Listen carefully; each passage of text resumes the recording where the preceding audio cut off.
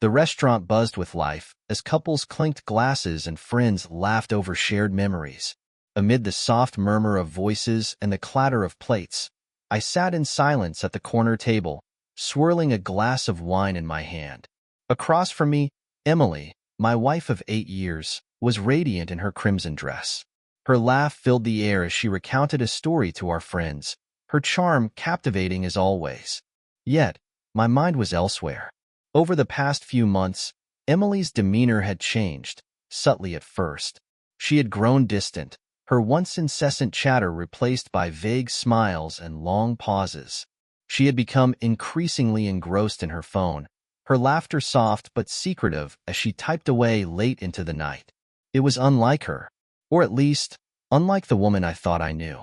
That night, as we prepared to leave, I noticed her lingering glance toward another table. A man sat there, tall, impeccably dressed, with an air of practiced charm. Their eyes met, a fleeting connection that sent an unsettling chill through me.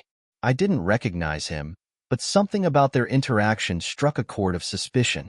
The whispered call later that evening, as Emily busied herself in the kitchen, I overheard her hushed conversation. "I can't tonight," she whispered urgently, her back turned. "But soon. I'll figure it out." I stood frozen, the blood draining from my face. My thoughts spiraled. Was this the reason for her distance? Was she meeting someone behind my back? I didn't confront her, not immediately. Instead, I resolved to find out the truth. Uncovering the betrayal the following days were a blur of calculated observation. I began to notice patterns: Emily's frequent work dinners and mysterious late-night outings. She would return home smelling of perfume not her own, her excuses rehearsed but unconvincing. One evening, I followed her. My heart raced as I trailed her car through the winding streets of the city. She eventually pulled into the lot of a luxury hotel, her silhouette framed by the dim streetlights. I waited, my breath shallow, as she entered the building. Moments later, the man from the restaurant appeared. They exchanged a quick glance before disappearing through the glass doors. A shocking discovery the next morning. I confronted Emily with what I had seen. Her eyes widened, her expression a mix of shock and guilt. "It's not what you think," she stammered. "Then tell me," I demanded, my voice trembling with anger. "Explain why you've been meeting another man in secret." But Emily's silence spoke louder than any excuse. I began my own investigation, digging into her phone records and emails. What I found shook me to my core. A series of exchanges between Emily and the man, Mark, her supposed work colleague. The messages were damning, filled with intimate confessions and plans to leave me behind. Yet, as I scrolled further, another revelation emerged, a name that left me breathless. The man she was seeing was not just any stranger. He was someone I knew all too well, my brother Ethan. The ultimate deception, the betrayal cut deeper than I could have imagined. My wife and my own flesh and blood, conspiring behind my back. Memories of family gatherings and shared laughs replayed in my mind, now tainted by their deceit. But instead of confronting them outright, I decided to play the long game. I needed to understand their plans fully before making my move. A fateful night 1 week later, Emily told me she would be out for another meeting. She left without a glance back, her car fading into the night. I knew exactly where she was going. What she didn't know was that I had been preparing for this moment. In her absence, I accessed her laptop and uncovered a hidden file containing their plans. Messages about their upcoming escape, details of accounts they had siphoned from our shared savings, and even the house they had planned to buy together. The level of betrayal was staggering, but I didn't stop there. With the evidence in hand, I began to set my trap. As the night stretched on, I sat in the darkened living room, waiting for Emily to return. My mind buzzed with the weight of my discoveries and the steps I would take next. This wasn't just about retribution. It was about reclaiming my dignity, my life, and ensuring they regretted every decision they had made. When the door finally creaked open, Emily stepped inside. Her expression startled as she found me awake. "You're up late," she said cautiously. I smiled, but there was no warmth behind it. "Yes," I replied, my voice calm but firm. We need to talk. To be continued. Emily froze, her hands still gripping the edge of the doorframe. The confidence she usually exuded faltered under my piercing gaze. The weight of the silence between us was suffocating, thick with unspoken truths and the tension of confrontation. "What's this about, Daniel?" she asked, attempting nonchalance, but the tremor in her voice betrayed her. I didn't answer right away. Instead, I reached for the laptop on the coffee table, turning the screen toward her. The damning messages between her and Ethan glowed ominously in the dimly lit room. Her face paled. "I think you already know," I said evenly, my calm masking the storm within. The confession for a moment, Emily seemed frozen, her wide eyes darting between the screen and my face. But then, she straightened, her shoulders stiff with a defiance that both infuriated and astonished me. "Fine," she said, her voice tight. "Yes, I've been seeing Ethan. And yes, we were planning to leave." The air was knocked from my lungs, even though I had prepared myself for this moment. Hearing her admit it so bluntly felt like a fresh wound being carved into my chest. "How long?" I managed to ask, my voice hoarse. Emily hesitated, then dropped her gaze. "Over a year," she murmured. "A year. 12 months of betrayal. Every shared dinner, every family gathering, every smile between her and Ethan now felt like a cruel joke." "Why?" I demanded, my composure slipping. "Why him? Why do this?" Emily's eyes flashed with something between guilt and justification. "You wouldn't understand," she snapped.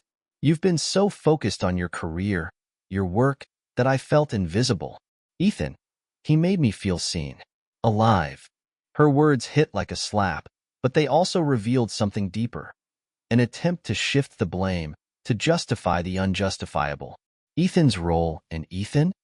I spat, anger coursing through me. What's his excuse for stabbing me in the back? For betraying his own brother? Emily's defiance wavered, replaced by uncertainty. She didn't have an answer, and the silence that followed only fueled my determination. "I trusted you," I said, my voice shaking with emotion. "Both of you. And this is how you repay me?" Emily's gaze dropped again, but her silence wasn't remorseful. It was calculating, as if she was weighing her next move. A plan in motion over the next few days, Emily grew increasingly distant. She spent hours locked away in the guest room, likely planning her escape. But she didn't realize that I was planning too. Through a trusted IT friend, I gained access to Ethan's encrypted files and emails. What I uncovered was more than just an affair. It was a conspiracy. Ethan had been manipulating Emily, not just emotionally but financially. He had convinced her to divert funds from our shared accounts, funneling them into a business venture under his name. The amounts were staggering, enough to jeopardize my financial security. I didn't just feel betrayed. I felt targeted. Setting the stage, I began to orchestrate my counterattack. With every document, every email, and every piece of evidence I unearthed, I built an airtight case. But my revenge wasn't just about legal repercussions.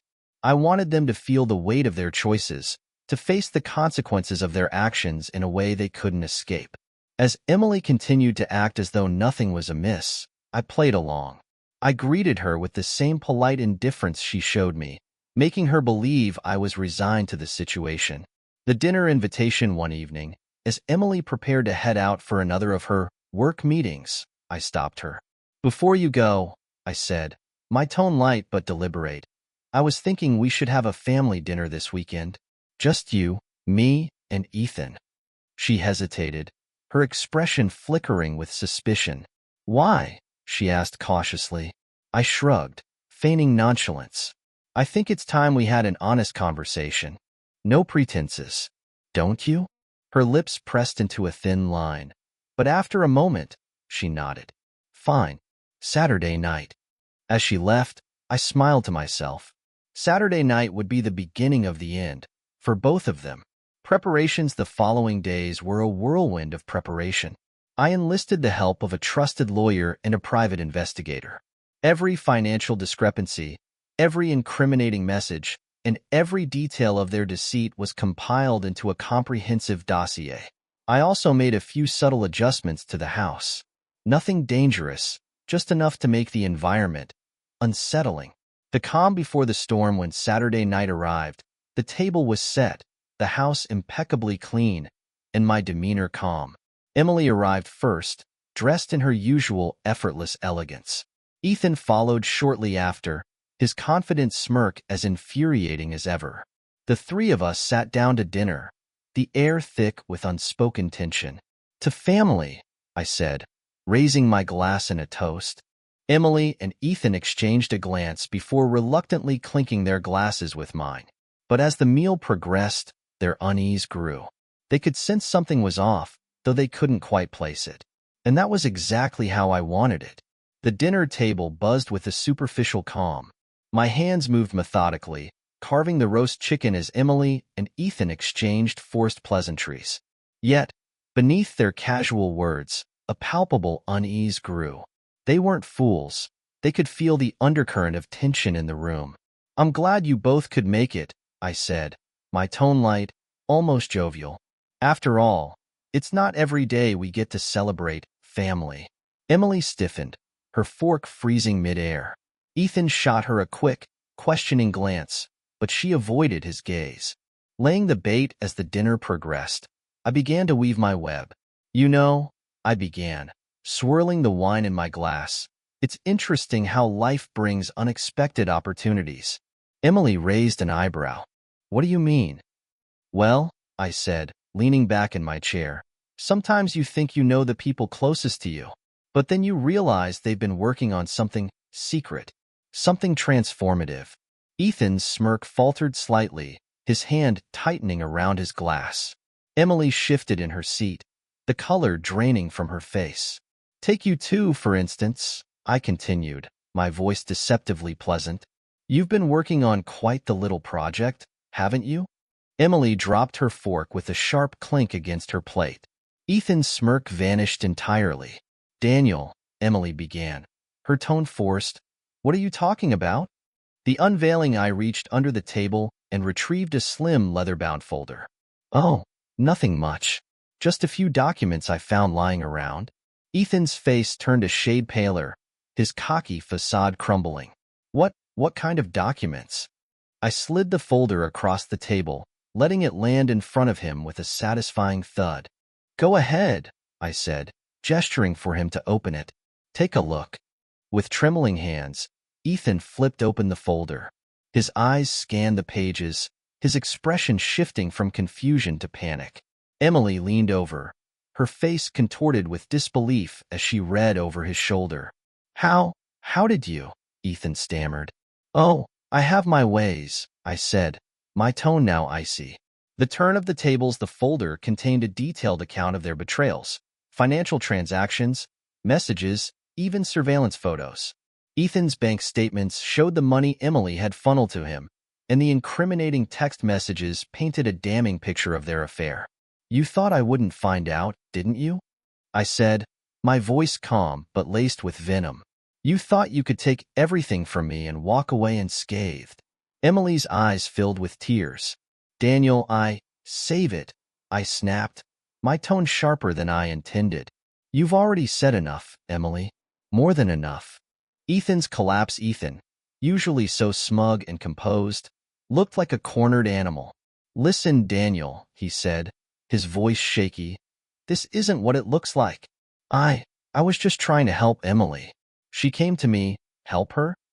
I interrupted, laughing bitterly. "By stealing from me? By lying to my face? By sleeping with my wife?" Ethan had no response. The ace up my sleeve I stood, the chair scraping loudly against the floor. "You both made a choice," I said, towering over them. "And now, you'll face the consequences." Emily's tears spilled over, and she reached out to me. "Daniel, please. I made a mistake. I wasn't thinking clearly. A mistake." I barked, yanking my arm away. "A year of betrayal isn't a mistake, Emily. It's a choice, and you made yours." I reached for a remote on the counter and pressed a button. The living room TV lit up, displaying a series of images and videos, Ethan and Emily in compromising situations, recorded by the private investigator I'd hired. The footage was undeniable, and the room fell deathly silent as the evidence played on the screen. The panic sets in. Emily buried her face in her hands, sobbing uncontrollably. Ethan looked like he might faint. "What do you want?" Ethan finally asked, his voice barely above a whisper. "What do you want from us?" "What do I want?" I repeated, savoring the fear in his eyes. "I want you to understand what it feels like to lose everything, just like I did." I let the words hang in the air before continuing. "You see, Ethan, I've already contacted your employer. They're very interested in the creative ways you've been misusing company funds. And Emily? Let's just say your new bank accounts are going to look pretty empty come tomorrow morning." Their gasps of horror were like music to my ears. "The final blow, but I'm not done yet," I said, my voice deadly calm. "This is just the beginning. You both thought you could outsmart me, that I'd just roll over and accept your betrayal. But you underestimated me." I stepped closer to Ethan, leaning down until our faces were inches apart. "You always did think you were the smarter brother, didn't you? Well, let's see how smart you feel when you're left with nothing." Ethan's bravado crumbled entirely, and he slumped in his chair. Emily's sobs grew louder, but I didn't spare her a glance. The walkout without another word, I turned and walked toward the door. Just before stepping out, I looked back at them, their faces pale and tear-streaked. "This dinner," I said, "was my farewell gift to you both. Enjoy what little you have left. You'll need it." And with that, I left the room, leaving behind the echoes of their despair. The cold night air hit me like a wave as I stepped out of the house.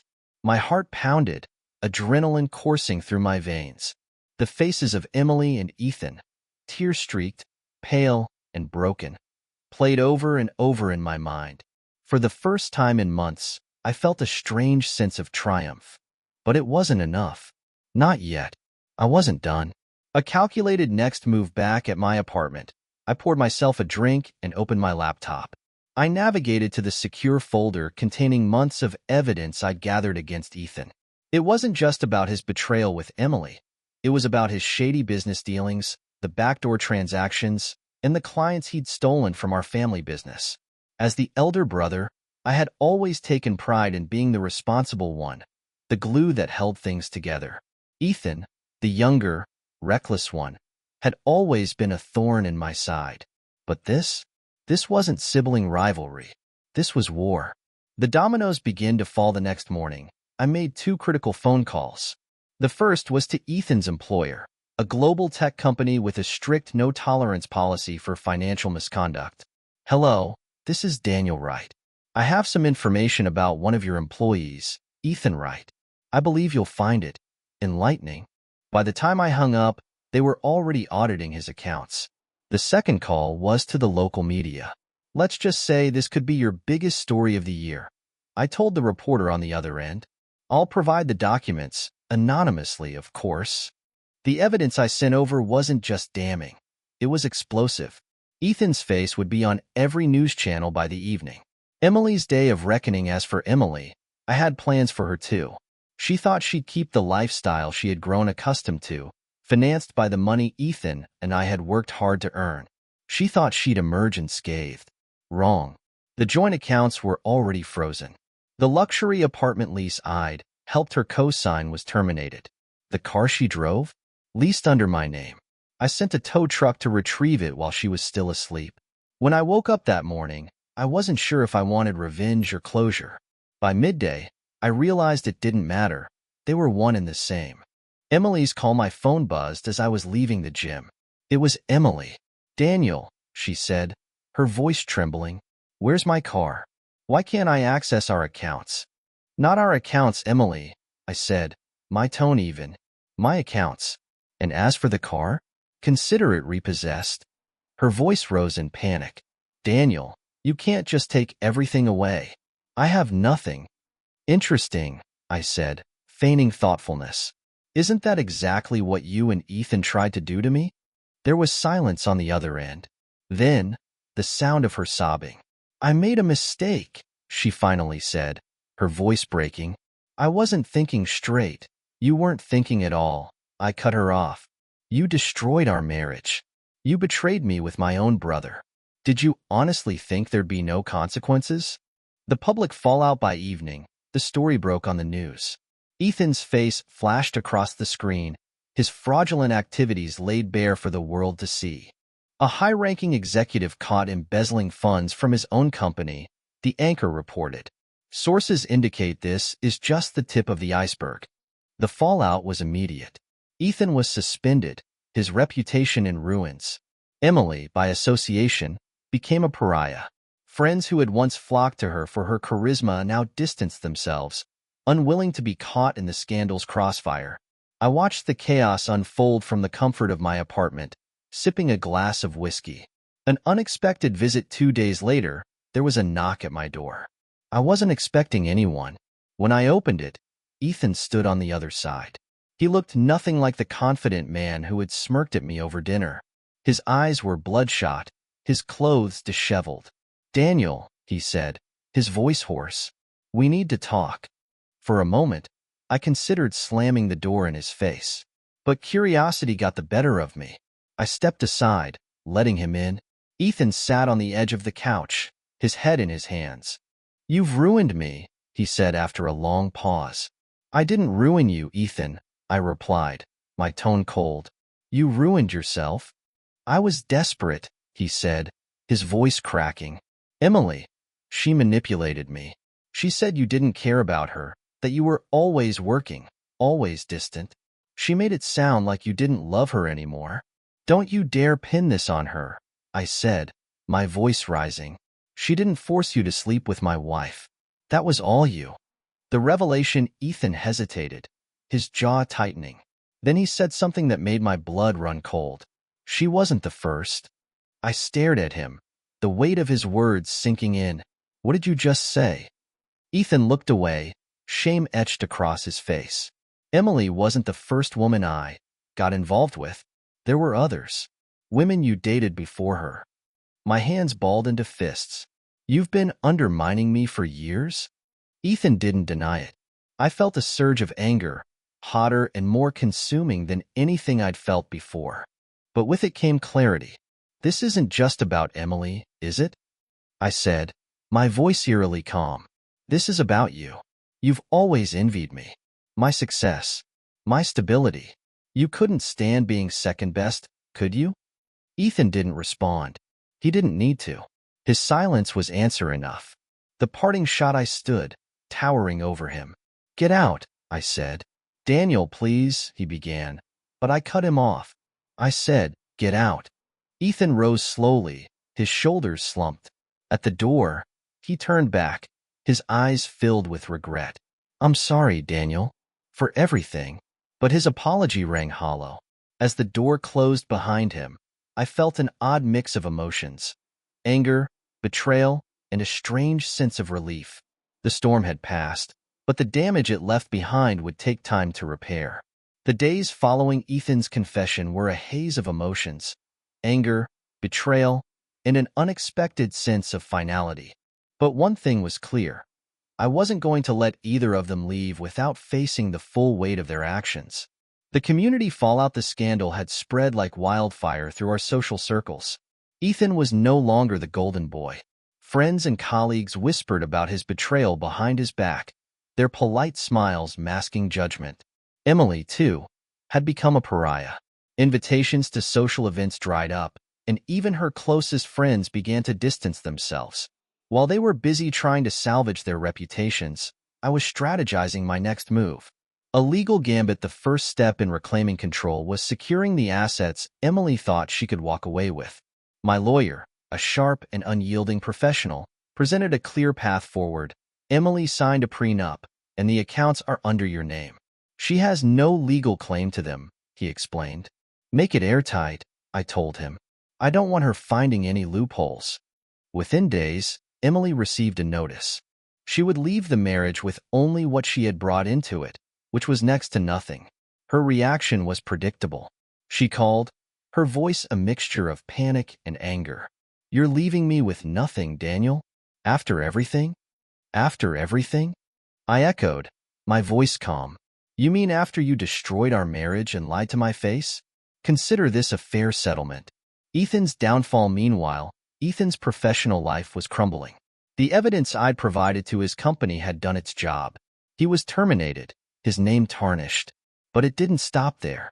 The media had picked up on the story, and reporters were digging deeper into his history. It wasn't long before other skeletons emerged from his closet. Failed deals, disgruntled clients, and whispers of personal misconduct. When I saw him again, it was at the family business headquarters, a place he had no right to enter after his betrayal. Why are you here? I asked, my voice cold. I wanted to apologize, Ethan said, his eyes hollow. Apologize? I repeated, incredulous. You didn't think about apologies when you were sneaking around with Emily or sabotaging my life. Why now? Because I have nothing left, he admitted, his voice cracking. I leaned forward, my tone sharp. And whose fault is that? Emily's desperation. Emily's attempts to salvage her situation grew increasingly desperate. She tried appealing to mutual friends, spinning a narrative where she was the victim of a cold, unfeeling husband. But the evidence I'd gathered left little room for doubt. One evening, she showed up unannounced at my apartment. Daniel, please, she begged, her voice breaking. I made a mistake. I didn't realize what I had until I lost it. Can't we talk? Can't we fix this? I looked at her, the woman who had once been the center of my world, and felt nothing. There's nothing to fix, Emily, I said. You made your choices. Now, you live with them. Her face crumpled, and for a brief moment, I almost felt pity. But then I remembered the messages, the lies, the betrayal, and my resolve hardened. A public confrontation. The final blow came at a community fundraiser, a place where Ethan and Emily had once thrived.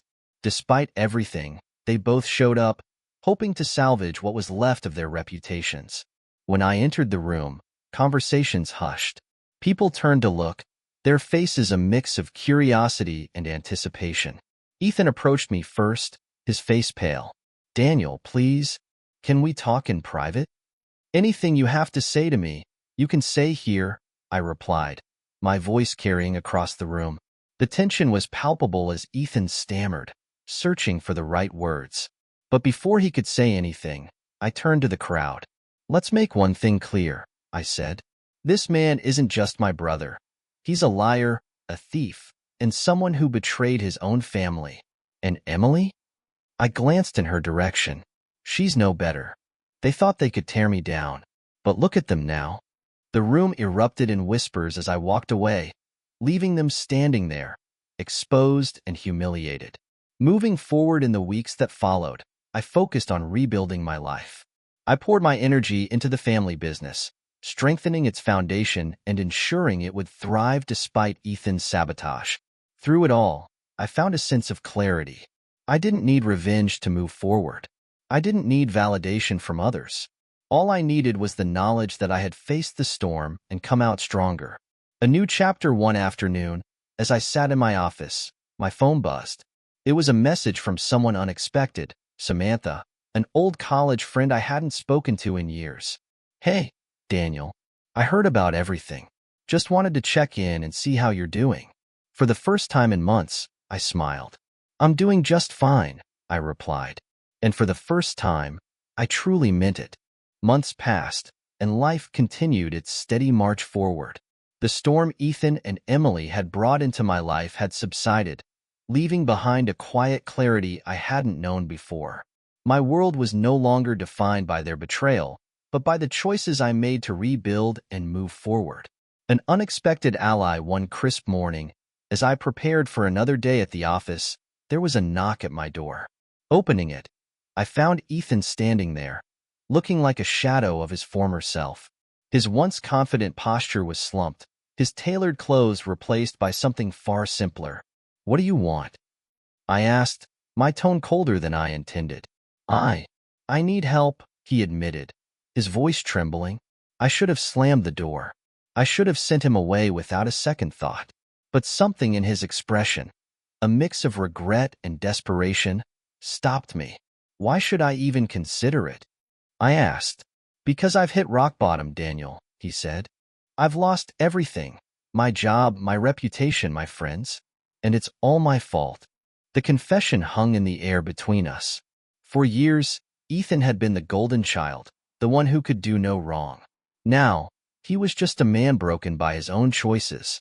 Come inside, I said finally, facing the past as Ethan sat across from me in the kitchen. He recounted the months since everything fell apart. He had tried to rebuild, but no one wanted to take a chance on someone with a tarnished name. Emily had left him, unable to endure the fallout. She said I wasn't worth the trouble, he confessed, his voice cracking. For the first time, I saw the vulnerability he had always tried so hard to hide. Despite everything he had done, I couldn't help but feel a pang of sympathy. I'll help you, I said, my voice steady, but on my terms. Ethan nodded, relief washing over his face. A new perspective helping Ethan wasn't easy. It required confronting years of resentment and mistrust, but it also gave me something unexpected, closure. As we worked together to find him a new path, I began to see the cracks in the image of the brother I had once envied. He wasn't invincible. He wasn't perfect. He was just a man who had made mistakes, some unforgivable, but others deeply human. You've changed, Ethan said one evening as we worked late in the office. Maybe, I replied, or maybe I just stopped letting people like you define me. Emily's final plea just as I began to find peace. Emily reappeared. She called late one night, her voice shaky and uncertain. Daniel, I need to talk to you, she said. About what? I've made mistakes. I've hurt people, including you. But I need to apologize, to really apologize. Against my better judgment, I agreed to meet her. When we sat across from each other at the cafe, she looked different. Gone was the polished, confident woman I had once known. In her place was someone who seemed lost. I ruined everything, she said, tears streaming down her face. I let my greed, my selfishness destroy what we had, and I can't take it back. Her words should have brought satisfaction, but they didn't. Instead, I felt a strange sense of pity. I've moved on, Emily, I said. I hope you can too. A bright future helping Ethan, forgiving Emily. It all led to a surprising realization. Holding on to anger and resentment only kept me tied to the past. Letting go didn't mean forgetting, but it did mean freeing myself from the weight of what they had done. One evening, as I walked through the park, my phone buzzed. It was Samantha, the old college friend who had reached out months earlier. Dinner next week? Her message read. I smiled, my heart lighter than it had been in years.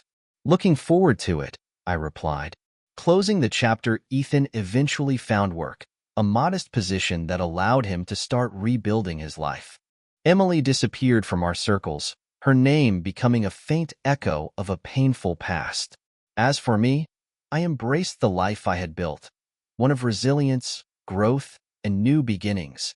Looking out over the city skyline from my apartment balcony one night, I felt an overwhelming sense of peace. The world had turned upside down, but I had found my footing. In the end, betrayal didn't break me. It refined me. The end.